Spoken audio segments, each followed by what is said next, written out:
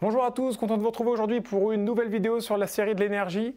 Énergie potentielle cette fois-ci, vous allez voir que c'est assez facile à comprendre, peut-être au moins autant que l'énergie cinétique, voire même plus. Parce qu'en fait, l'énergie potentielle, ça parle de soi-même. L'énergie potentielle, c'est l'énergie que potentiellement j'aurais si je prends mon objet, alors je parle de l'énergie potentielle de pesanteur au fait, donc causée par le poids. C'est l'énergie que potentiellement je peux avoir à disposition du fait que je chute d'une certaine hauteur. Je vous donne un petit exemple pour rendre ça plus clair. Je prends par exemple donc, un objet comme ça et je le jette de cette hauteur-là, petit h. Eh bien, si l'objet était déjà de base tout en bas, il ne se passera rien. C'est-à-dire que son énergie potentielle qu'on va noter EP est égale à 0 joule. Pas d'énergie potentielle. Potentiellement, si je lâche cet objet dans cet état-là, qu'est-ce qu'il fait? Il ne fait rien. C'est bien la preuve qu'il n'a pas d'énergie. Si par contre, je le lâche d'une certaine hauteur, disons que cette fois-ci, maintenant, son énergie potentielle, elle vaut 10 joules. Pourquoi? Parce que j'ai une certaine hauteur. À cause de la hauteur, j'ai une énergie potentielle. Cette énergie potentielle fait que potentiellement, si je lâche cet objet dans cet état-là, il va donc se mettre en mouvement. Ce mouvement va donc produire de la vitesse. Cette vitesse se traduit par une énergie cinétique qu'on a vue dans la précédente vidéo. Et bien, si tout va bien, toute l'énergie potentielle à disposition initialement va se transformer en énergie cinétique, puisque je vais tomber à une certaine vitesse que je vais atteindre ici. Tout en bas, avant mon choc, c'est la vitesse la plus grande que je vais pouvoir atteindre. Lorsque je vais avoir cette plus grande vitesse, je pourrais calculer du coup par exemple l'énergie cinétique.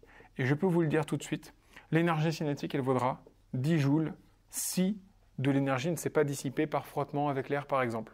En fait, l'énergie potentielle va se convertir en énergie cinétique. Ceci traduit un principe physique essentiel. Vous ne pouvez pas créer de l'énergie, vous ne pouvez pas consommer de l'énergie. Vous ne pouvez que la transférer, la transformer, la convertir. J'ai de l'énergie potentielle initialement, elle va se transformer en énergie cinétique. Évidemment, l'inverse est possible. Je peux avoir de l'énergie cinétique qui se transforme en énergie potentielle. Exemple, le lancer de pièce. Quand vous lancez une pièce, vous donnez de l'énergie cinétique à votre pièce, vous lui donnez de la vitesse, ça lui permet de monter. En montant, elle gagne de l'énergie potentielle. Donc l'énergie potentielle, c'est simplement une énergie qui est directement en rapport avec la hauteur à laquelle vous avez votre système. Donc, vous voulez plus d'énergie dans votre système? Aucun problème. Vous lui donnez plus de hauteur. EP égale 15 joules par exemple. Et donc évidemment, il va tomber, vous comprenez qu'il va avoir une plus grande vitesse d'atterrissage. S'il a une plus grande vitesse d'atterrissage, il aura aussi du coup évidemment une plus grande énergie cinétique. Voilà.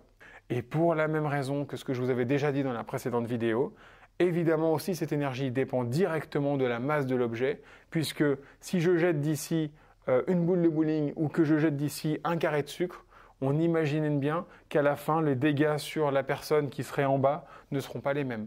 Pourquoi? Parce que l'objet serait moins massif pour un carré de sucre que pour une boule de bowling. C'est tout.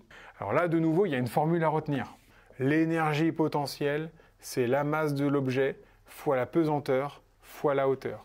La pesanteur, du coup, on est sur Terre, donc c'est G égale 9,8 mètres secondes moins 2, c'est tout. Évidemment, ce G changerait sur une autre planète. Donc là, c'est super intéressant aussi comme résultat. Ça veut dire que vous n'auriez pas la même énergie potentielle sur une autre planète. Ça veut dire quoi? Ça veut dire qu'a priori, vous n'atteindrez pas la même vitesse. C'est même pas a priori. C'est que sur Mars, je crois que Mars c'est quasiment la même pesanteur. Sur la Lune. La Lune, c'est quelque chose comme 6 fois moins de pesanteur. Eh bien, vous iriez donc 6 fois moins vite sur la Lune. C'est pour ça que dans les films, parce que c'est ce qui est le plus récent peut-être pour votre génération, mais même à l'époque du premier pas sur la Lune, et la prochaine fois qu'on retournera sur la Lune, dans les vidéos que vous avez pu voir, dans les vidéos que vous verrez, vous avez l'impression que les astronautes sont au ralenti, parce qu'il y a moins de pesanteur. Comme il y a moins de pesanteur, il y a moins d'énergie potentielle, et comme il y a moins d'énergie potentielle, quand vous faites un saut, eh bien vous avez moins d'énergie potentielle, donc moins d'énergie cinétique, donc moins de vitesse. Bon, c'est un petit peu technique ce que je suis en train de dire là quand même, mais si vous le comprenez, bon, c'est génial. Donc voilà la nouvelle formule à retenir. Alors là, elle est géniale celle-là parce qu'elle est très simple. Vous remarquerez que par rapport à l'énergie cinétique, on a de nouveau la masse, 1/2 de m fois v carré, donc de nouveau la masse. La différence entre les deux, c'est que là, j'ai la pesanteur qui rentre en jeu et la hauteur de chute. Voilà, c'est tout. Et donc en fait, ça vous aide à comprendre peut-être quelque chose sur lequel vous ne vous étiez peut-être jamais posé de questions, le principe du barrage. Vous avez un barrage, donc une retenue d'eau, eh bien, vous voulez qu'il produise beaucoup d'énergie ce barrage? aucun problème. Il faut en faire un, du coup, d'autant plus haut. Plus il sera haut, c'est-à-dire du coup, potentiellement ici, là vous avez votre ouverture, par exemple, qui ouvre vers une conduite d'eau comme ça, tac, qui actionne ici une turbine qui permet du coup de faire de l'électricité. Et bien, l'eau va chuter sur toute cette hauteur-là. Puisque c'est très haut, l'eau qui est ici a une très grande énergie potentielle. Cette énergie potentielle va se convertir en énergie cinétique.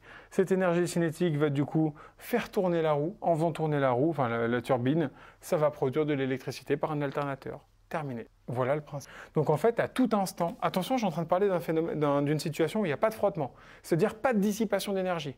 On suppose que si je prends un stylo ou que je prends une plume, les deux tomberont à la même vitesse. Ce n'est pas le cas. Vous savez qu'il y a l'air qui résiste, qui empêche les objets avec une grande surface de bouger comme ils veulent. Pour la même raison que si je prends une feuille et que je la fais tomber, elle ne va pas tomber parfaitement aussi vite que tomberait un stylo. Parce que là, j'ai une grande surface, donc j'ai une grande surface j'ai une grande aire de contact avec l'air, alors que là, j'ai une toute petite surface de contact avec l'air. C'est le principe. Donc, je pars du principe qu'il n'y a pas cette résistance de l'air. Du coup, si je vous donne, donc, à cause de cette hauteur-là, eh bien, 1 kg d'eau aurait par exemple une énergie potentielle de 1000 joules, eh bien, l'eau qui va arriver ici va arriver avec une énergie cinétique de 1000 joules. Voilà. Ça veut dire quoi au fait? Ça veut dire que l'énergie potentielle quand j'arrive là, elle est de 0 joules. Et ça veut dire quoi là-haut? Ça veut dire que l'énergie cinétique quand je démarre là-haut, au moment où je vais chuter, va être nulle. Toute l'énergie potentielle se transforme en énergie cinétique. Toute l'énergie cinétique, si je voulais faire l'inverse, se transformerait en énergie potentielle. Donc dans ce sens-là, ça s'appelle le barrage. Dans l'autre sens, ça s'appelle le pompage. Et c'est ce qui existe aussi, par exemple, quand on a un surplus de production d'énergie renouvelable avec notamment les éoliennes et les panneaux solaires, eh bien ce surplus d'énergie nous sert à pomper de l'eau. Donc, pour pomper cette eau-là, il va falloir 1000 joules d'énergie pour qu'elle aille jusqu'à là-haut. Il va falloir lui donner une vitesse, sachant que c'est une grande masse d'eau, il va falloir lui donner une énergie de 1000 joules pour qu'elle réatteigne une énergie potentielle de 1000 joules. L'une et l'autre sont liées.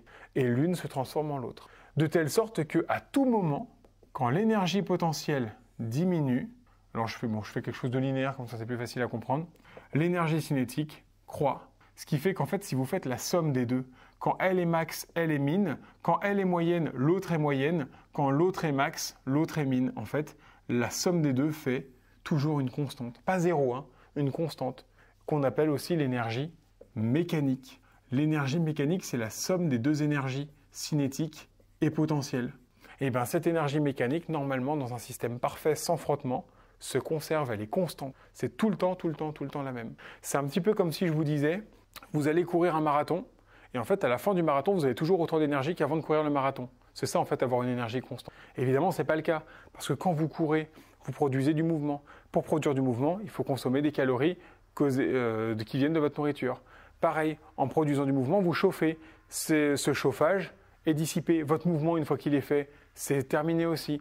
Donc finalement, toute cette énergie-là, évidemment, fait qu'à la fin, l'énergie mécanique dans votre corps, donc l'énergie totale de votre corps, a fortement diminué après votre course.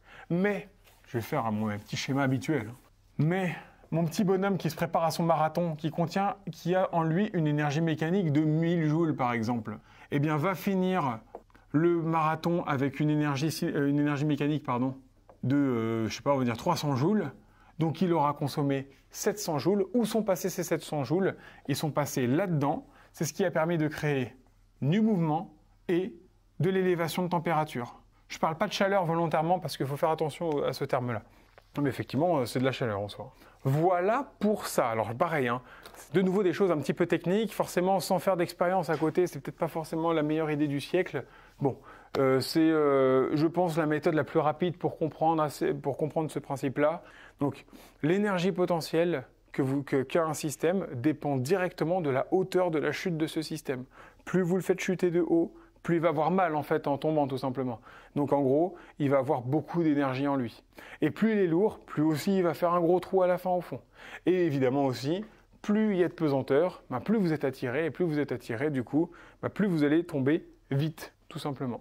Voilà ce qu'il faut comprendre là-dessus. C'est pas plus compliqué que ça. J'espère avoir été assez clair d'ailleurs sur ce propos-là.